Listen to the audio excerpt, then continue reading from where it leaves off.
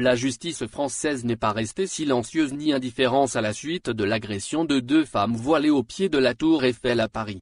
Le parquet de Paris a ouvert mercredi 21 octobre une information judiciaire du chef de violence volontaire à caractère raciste, avec arme et en réunion, 3 jours après que 2 femmes ont été poignardées dimanche soir au Champ de Mars, près de la Tour Eiffel à Paris, soulignent plusieurs sources médiatiques françaises.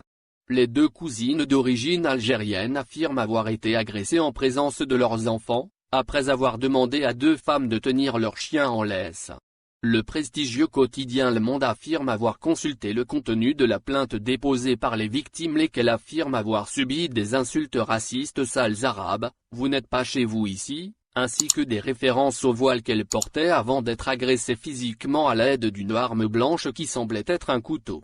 La même source nous apprend également que d'après la plainte enregistrée, l'une des victimes a été poignardée à 3 reprises, dont une fois au niveau du crâne et une autre au niveau de l'abdomen, tandis que sa cousine a été poignardée 6 fois et a eu le poumon perforé.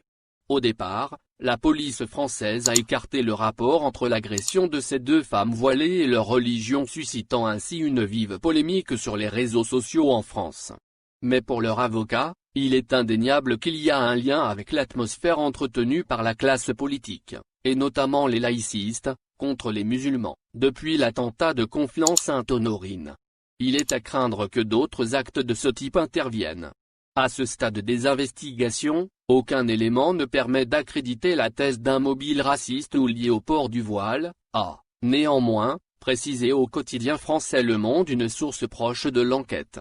Pour l'heure, plusieurs versions des faits ont été diffusées sur Internet de la part des 2 victimes.